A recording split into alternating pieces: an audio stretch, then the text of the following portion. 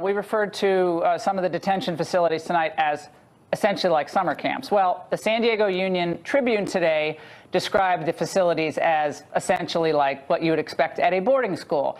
So I will stick to there are some of them like boarding schools.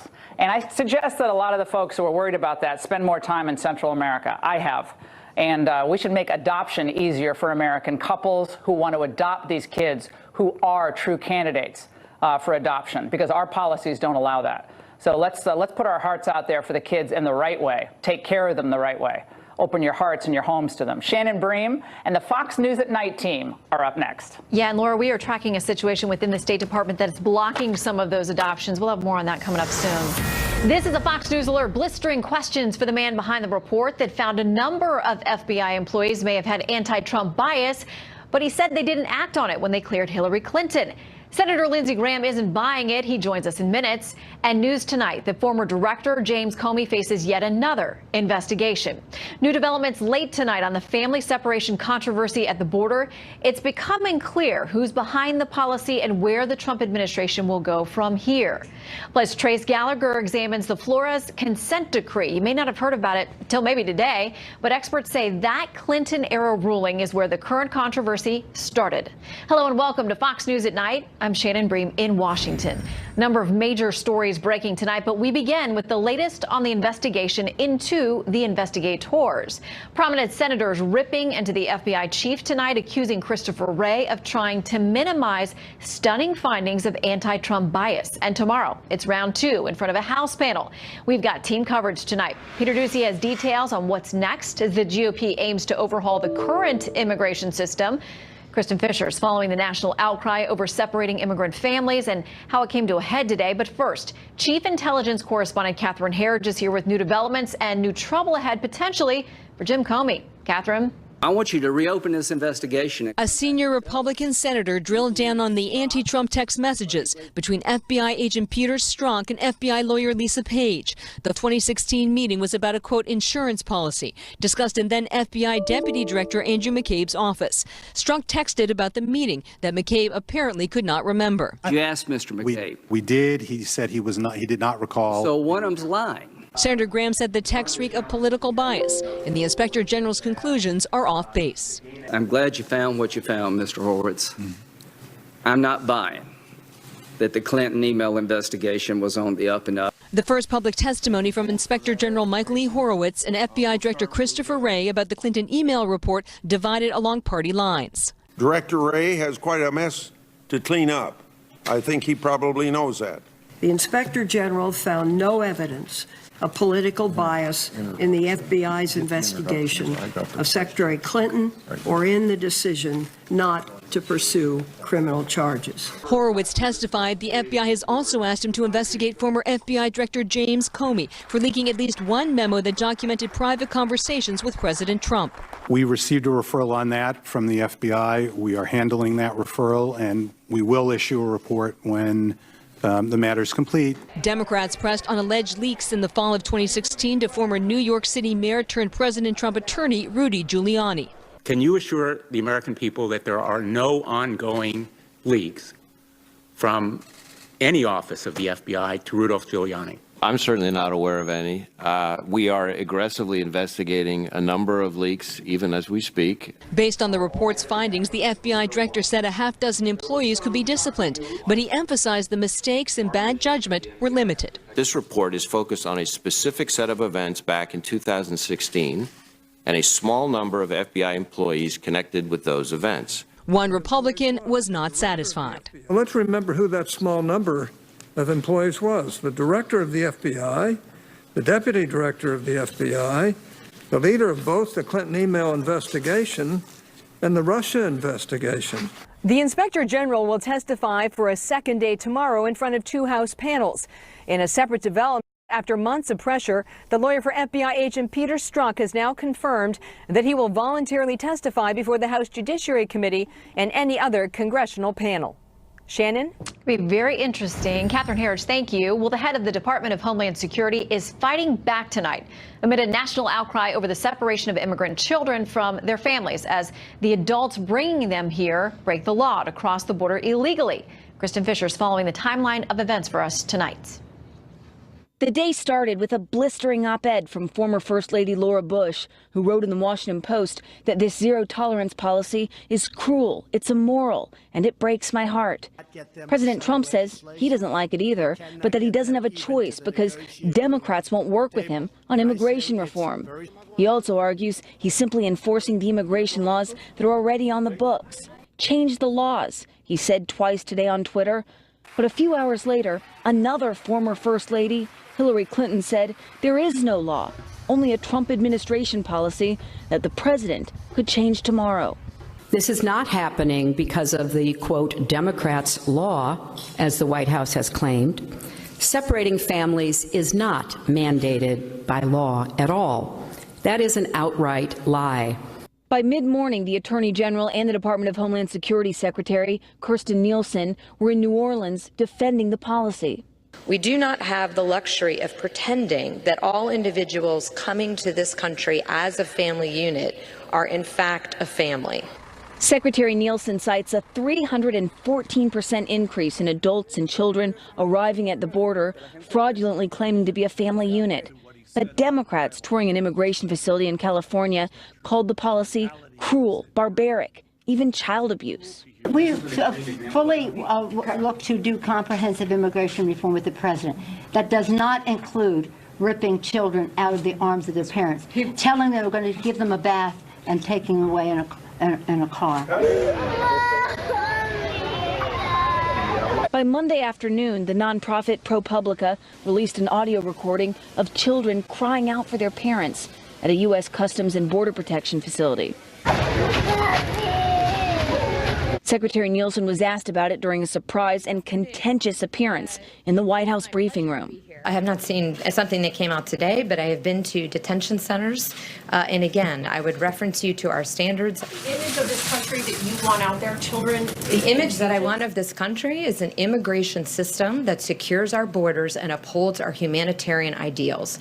Several Democrats are now calling for Secretary Nielsen to resign due to a lack of transparency and accountability. But the secretary is refusing to even apologize. She says that she has nothing to be sorry for, that this is law enforcement simply enforcing laws. Shannon. All right, Kristen, we'll debate that with some folks in the next half hour. Thank you very much. My pleasure. Well, tomorrow, President Trump will meet with House Republicans to discuss their new immigration proposals as the calls for Congress to get something done are heating up. Peter Ducey's here live to break down what happens next on Capitol Hill. Hey, Peter. Shannon, President Trump's Tuesday includes a stop on Capitol Hill to meet with Republicans who are so stuck on an immigration package that all that Majority Leader Kevin McCarthy has penciled onto the week's schedule with that subject in mind is that on Wednesday, Thursday, or Friday, there will be possible consideration of legislation related to border security and immigration. So timing totally up in the air, but we do expect two votes this week. One on the most conservative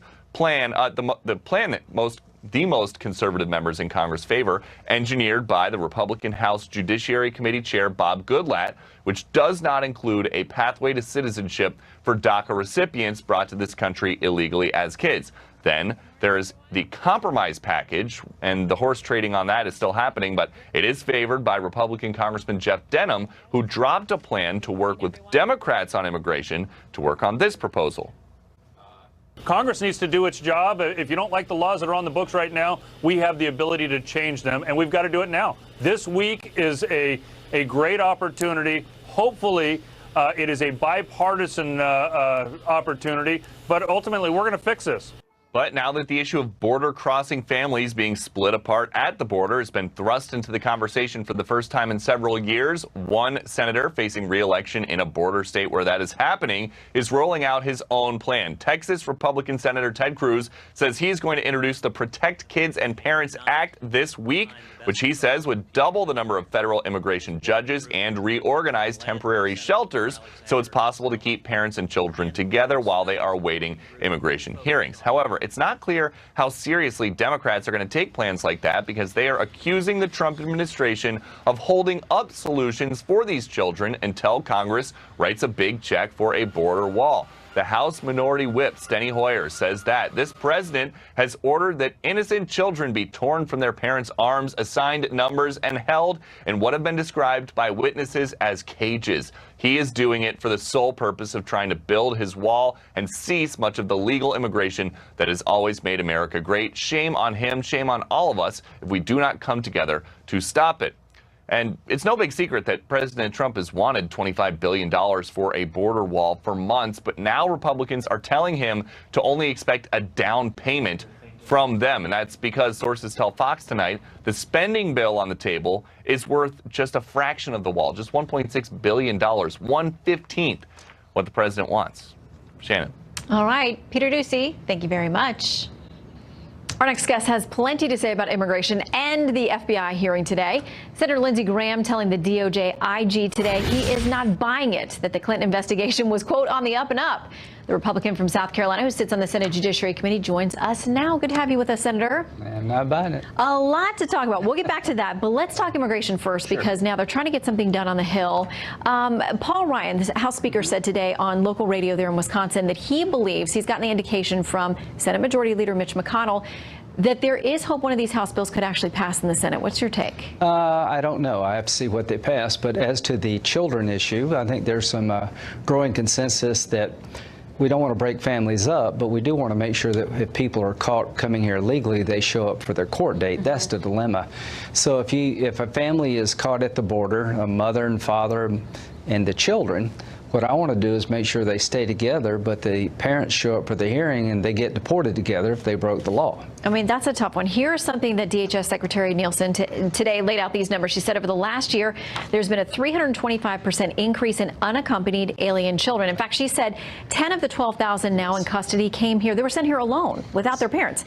Okay, in the last year, 435% increase in illegal family units coming. Over the last decade, a 1,700% increase in asylum claims. And she said since 2013, more than 500,000 illegal minors and families that were admitted here from Central America have disappeared somewhere in the country. That's the problem. So how do you get them to show back up? So what I would do with the unaccompanied minors, most of them, they're not from Mexico.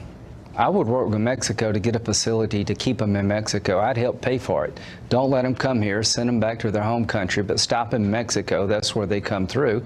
That's how Mexico could help us with our illegal immigration problem. Well, their allegation was, when we heard about this caravan that was coming through, the allegation was that Mexico was helping give them safe passage to the U.S. border. Yeah, I would tell Mexico, if you want a better trading relationship with us, a better partnership, be a better partner stopping these people who put their families at risk to come to America, and we're the bad guy. So what I want to do is have people apply for asylum in their home country. Just don't show up on our doorstep. Go to the consulate or embassy in your home country and apply for asylum that way. One of the Democrats in the Senate, one of your colleagues on the other side of the aisle, Senator Blumenthal, had this to say about this whole situation today. This policy of family separation reminds us of the cattle cars of Nazi Germany when children were separated from their parents and marched to supposed showers. Ever okay to use that imagery? All I can say is to those at the Department of Homeland Security, I don't think you're a bunch of Nazis. To the Border Patrol, you're doing your job the best you can. We've got a screwed up immigration system. Let's don't demagogue, let's fix it. There's a solution here. Senator Cruz has a pretty good idea. You hold the family together, you expedite the hearing so the parent has to show up, then whatever the judge rules, you execute immediately, and that will prevent a lot of our problems. So I think Senator Cruz has a good solution. We'll see where it goes. You seem to be having fun today on the Hill, questioning the Justice Department Inspector General and also the new FBI Director.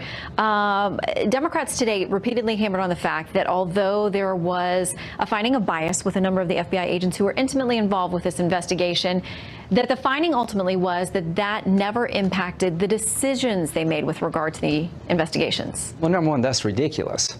Who made the decision not to prosecute? The FBI. Mike Crapo asked a very brilliant question.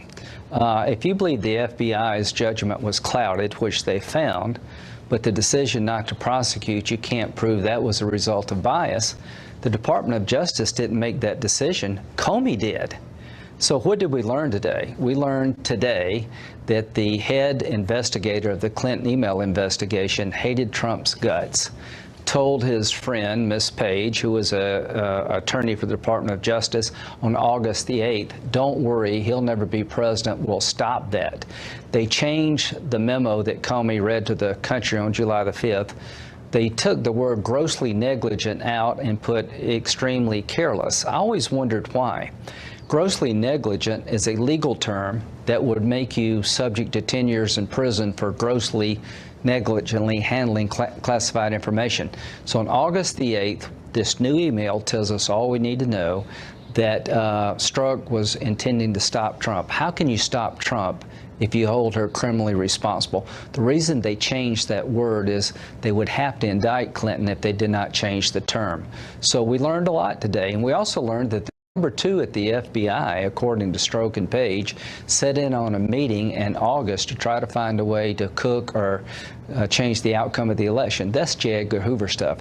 Imagine the number 2 guy at the FBI has a meeting with a lead investigator, and the bottom line is the whole idea of the meeting was to find an insurance policy to protect the country against Trump winning. That is what J. Edgar Hoover did.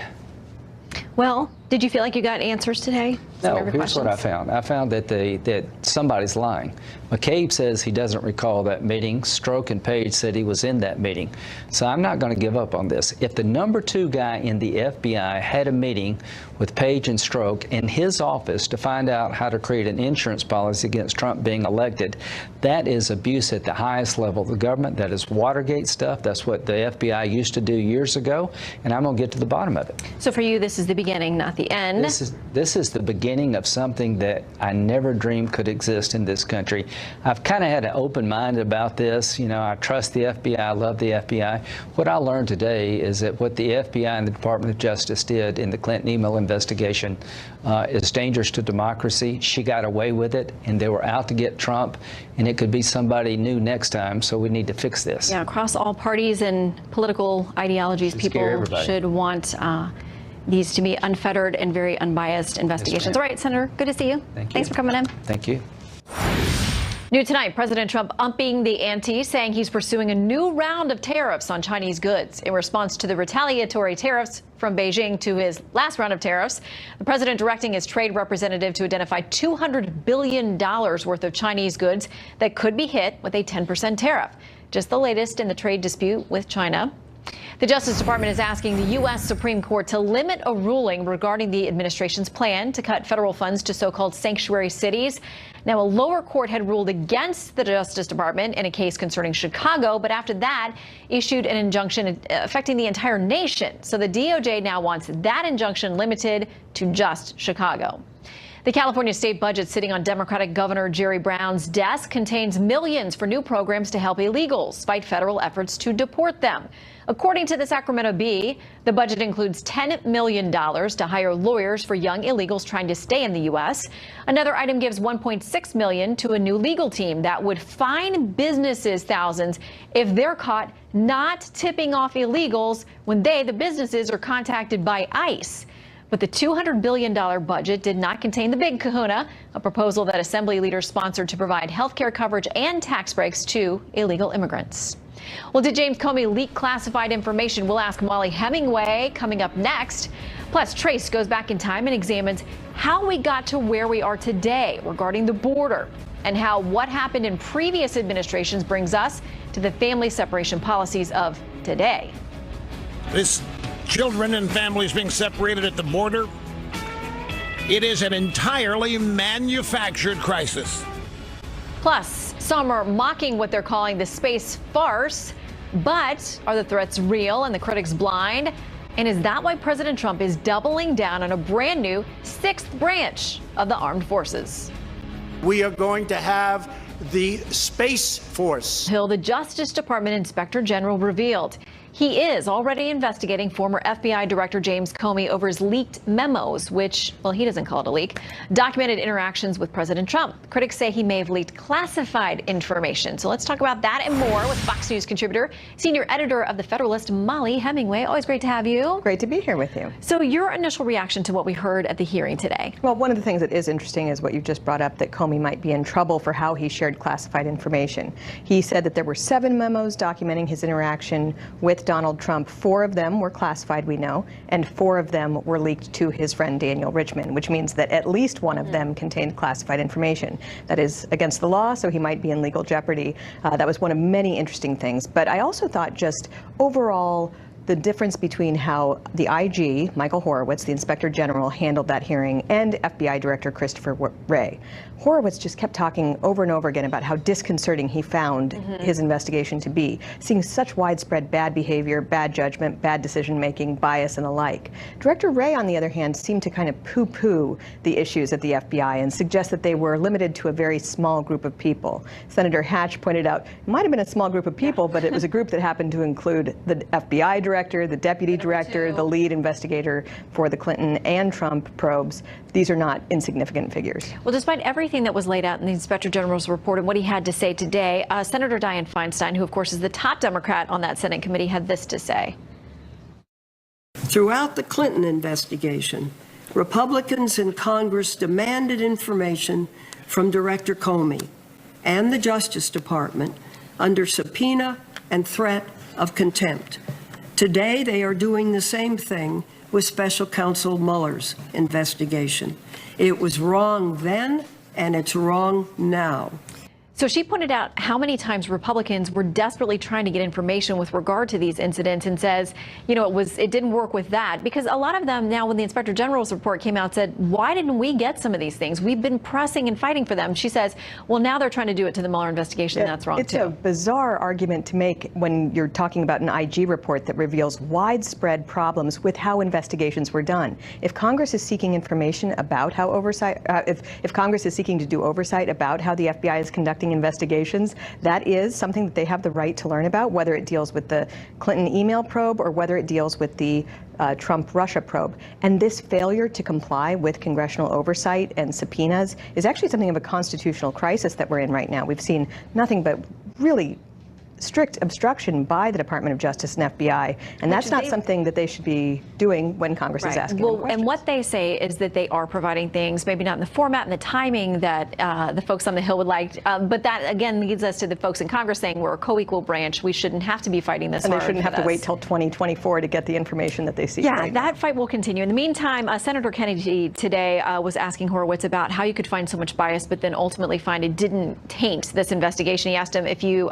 believe in the Tooth Fairy, the Easter Bunny, and that Jimmy Hoffa died of natural causes. And then he went on to say, do you honestly believe the American people are going to look at this report, all those emails, and not believe that there was bias? How do you think it's playing in the general public? Are people dialed into this? That's what was actually interesting to see Michael Horowitz testifying today. You know, in his report, he had shown breathtaking bias, just bias that you couldn't believe, the level of vitriol and animus toward Trump and the support for Hillary Clinton. And then he says, but we found no hard and fast evidence that the bias actually affected their decision making. Now, it doesn't mean that it didn't affect their decision making. All he's saying with that is that they didn't actually say, we're letting Hillary Clinton off because we love her and we're going after Trump because we hate him. But they did express that they loved Hillary and they hated Trump. So these are things that are just inappropriate behavior for FBI and for people who are involved in politically sensitive investigations. And something tells me from some of the open-ended statements that he had that there is more of this to come with respect to the Russia investigation, and maybe that bias will be viewed differently. I don't know. We're all waiting with our popcorn. And he definitely gave that indication that the worst problems that they saw was when it started to creep into the Russia investigation. And that's another report that will take another long period of time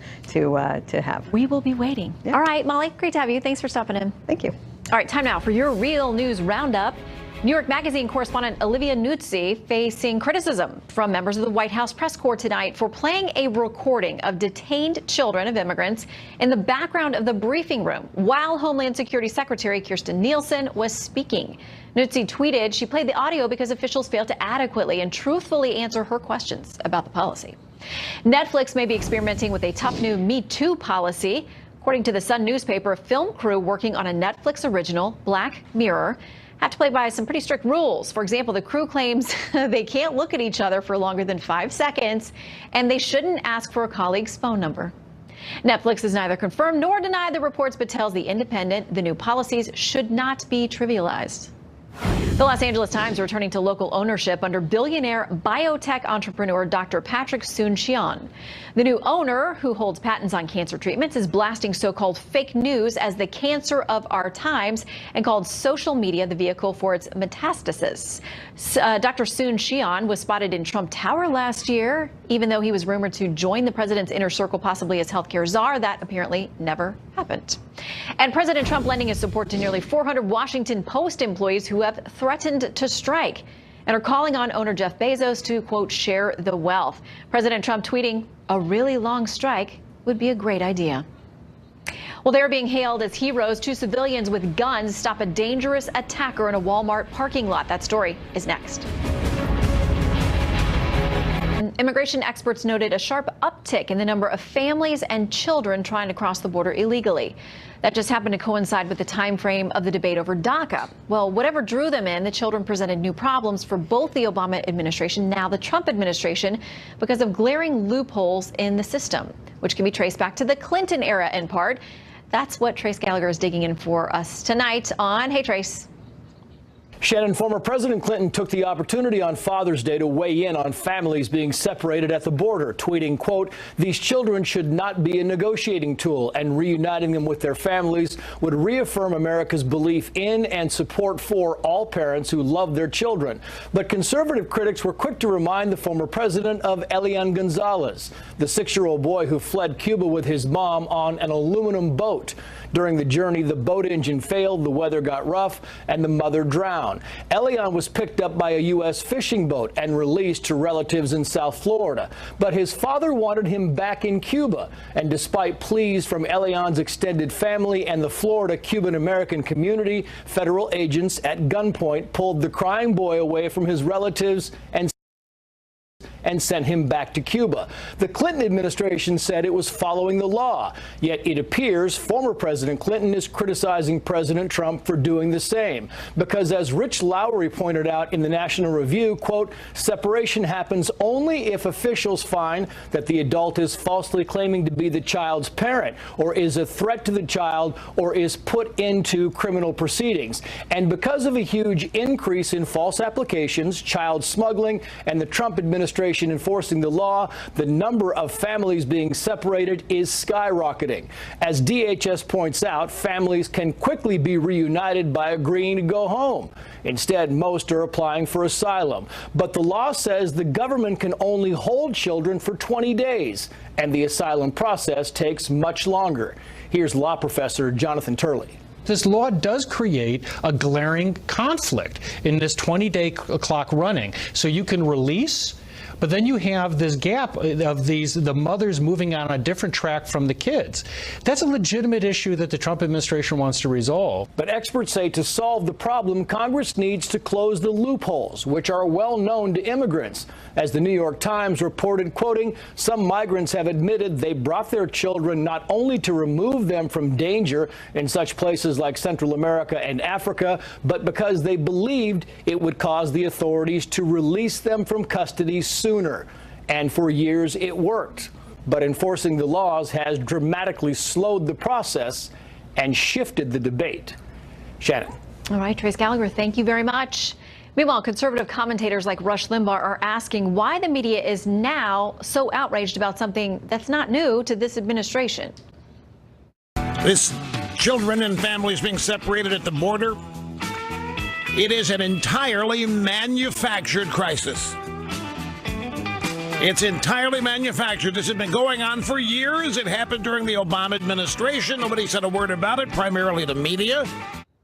All right, tonight's panel to debate it, Adrian Elrod, the former director of strategic communications for Hillary Clinton, and Kayleigh McEnany, the national spokesperson for the Republican National Committee. Welcome to you both. Thank you, Shannon. All right, I want to read something Daniel John Sobieski wrote in the American Thinker today. He says this: Democrats who under Bill Clinton stood silently by as Elian Gonzalez was seized at gunpoint and forcibly removed to the oppression of Castro's communist Cuba now suddenly are comparing legally separating children on a temporary basis from their illegal alien parents to Nazi Germany.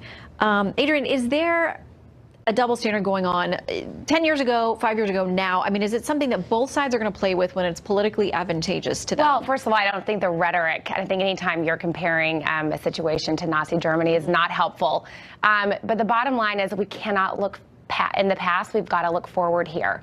Right now, President Trump has the control. He can sign an executive order.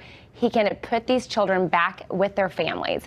We do need to find a longer-term solution, but right now the quickest thing to do is for President Trump to take action and say, Secretary Nielsen, allow these children who are waiting in captivity, essentially, I mean, that's essentially what it is, to be reunited with their parents while they're going through the asylum process. To separate them is absolutely unforgivable. Yeah. So people know when you go through and ask for the asylum process, you have to go through a port of entry. When that happens, they can stay together. But when they cross the border illegally, that's where they get separated. And I think there is some confusion about the port of entries, too. I mean, when these people have been traveling to an extent, sometimes upwards of a month from places like Guatemala and Honduras to flee violence, it's a little confusing to figure out exactly where the port of entry is. Yeah, okay, so I want to read a little bit about the fact that this optically, the public perception is not good for the White House, and they have to be aware of that.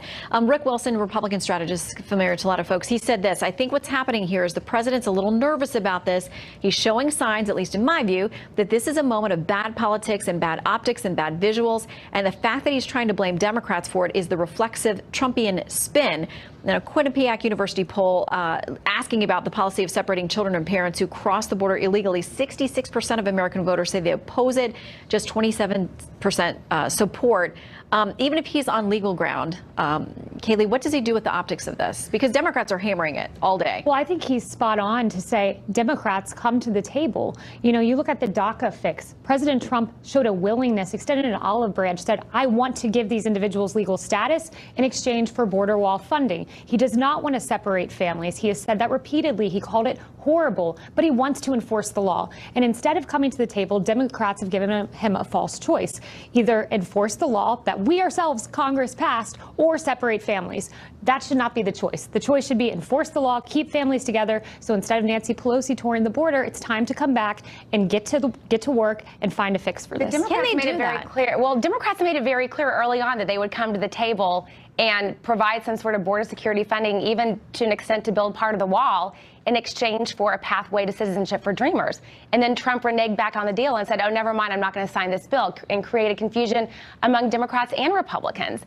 But look, I think we can sit here and debate what's happened in the past, you know, all night. What we've got to do right now is focus on the future. We don't have time right now. These children do not have time right now for a long-term solution. We need something that takes place immediately, whether it's signing on to the Feinstein bill. I know Ted Cruz introduced a bill today. It's good to see that Democrats and Republicans are taking action on this, but we've got to act now. Well, and Democrats have to act in good faith because there are two very solid proposals that are being put forward in the House. And instead of going out and grandstanding, Chuck Schumer said, I offered the entirety of the border wall funding, when in fact there were many strings attached to that. It wouldn't have been border wall funding in truth. It had all sorts of different strings attached. So instead of offering false promises, come to the table, get in a room, no more grandstanding. Let's figure this out. It's a problem that's been going on since the 80s. Okay, but is there going to be motivation to settle it when it could be a very good midterm issue for Democrats, especially because if we still have this stuff happening at the border, what motivation do they have? I hate to be so cynical, but we all work in Washington and this is Beltway, you know. I mean, what motivation do they have to get it solved before folks head to the ballot box in November? I mean, I agree with you because there is so much cynicism, unfortunately, right now in politics. But I think ultimately you've got to put politics aside and say we have got to take care of these children. I mean, the audio that has been played since I think it was released at 5 o'clock today, time and time again on all networks, including Fox. You can hear the children, the fear and the worry in their voices, in their tears. When people hear that, when they see the photos, I think you got to put politics aside and fix this immediately. Yeah, well, I think and people are horrified that, but I thought an interesting thing, I didn't know today before Secretary Nielsen spoke in the briefing, and she said that of the 12,000 kids that they now have in custody that they're taking care of, 10,000 of them were sent here without an adult. That's right. You know, that was shocking to me. I didn't know that. So there's already an incredible risk that people are taking and sending the kids. We got to leave it there, but please come back because this is far from over. We'll see what happens on the House tomorrow on the President meeting with lawmakers there. Thank you, Shannon. All right, may the force be with you. President Trump directing the military to create a space force. This is for real. Why is the president so committed to such an out-of-this-world idea? Well, one of his big supporters, Congressman Doug Lamborn of the House Armed Services Committee, is here. Nation's zero-tolerance immigration policy, overshadowing another announcement that under any other circumstances would have made major news. The president wants to create a sixth branch of the U.S. Armed Forces, a so-called Space Force. If you would carry that assignment out, I would be very greatly honored also. Where's General Dunford? General? Got it? Well, it appears he still has a ways to go to sell the idea, even to some within his own administration. But it's turning out to be an important project for him, so we want to know more about why. Joining us now, Republican Congressman Doug Lamborn from Colorado, who sits on the House Armed Services Committee. He's from the Colorado Springs area, where so much space and missile defense work is done. Congressman, thanks for joining us. I'm glad to do so. Okay, so listen, there are folks out there talking about a potential space war looming. They say we're way behind when it comes to China and Russia. It's not a topic we hear a lot about. What do we need to know? We need to know that if our space assets are ever threatened in a time of conflict, our warfighters on the ground would be deaf, dumb, and blind. And we can't let that happen. We have to protect our space assets. We have to show the other side that we can put their assets at risk. But this all requires making military or defense space more of a priority even than it is right now. And that's what the president is after. And I think that that's very exciting and very timely and very necessary. Okay, so my understanding is that the Air Force handles about 80% of this right now. They, by some reports, were not really excited about this. And here's what the Secretary of Defense had to say. This is a few months back. He said, I oppose the creation of a new military service and additional organizational layers at a time when we are focused on reducing overhead and integrating joint warfighting functions. What do you make of that?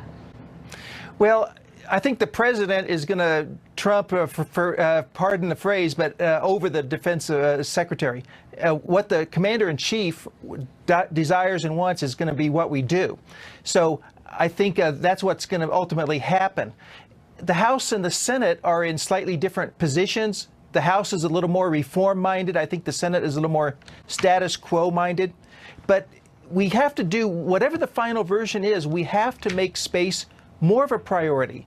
And the Air Force is taking some good steps. They're doing some good things. They're doing a study right now, for instance. But we have to make sure that space is more of a priority. It won't create more bureaucracy necessarily.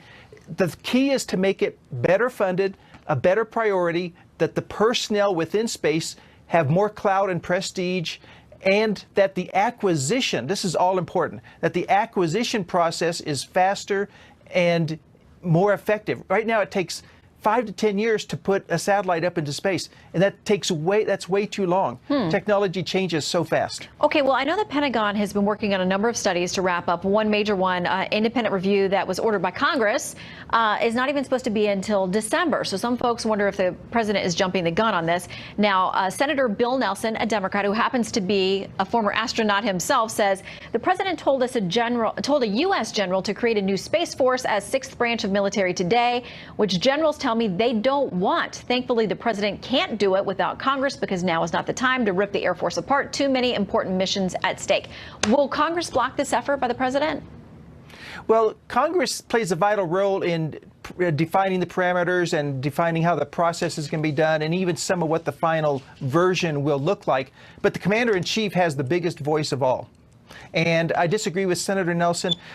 We do have to reform space. It's not the priority right now that it needs to be. It's tugged in too many different directions.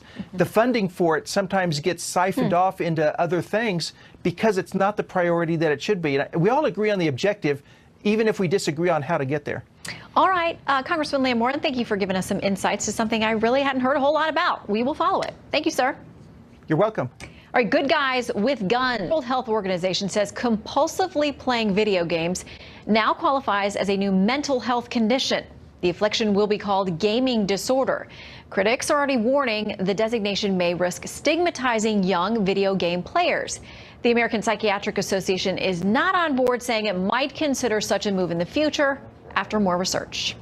Well, a crime spree of carjackings in the state of Washington ended after an armed civilian in a Walmart parking lot got involved.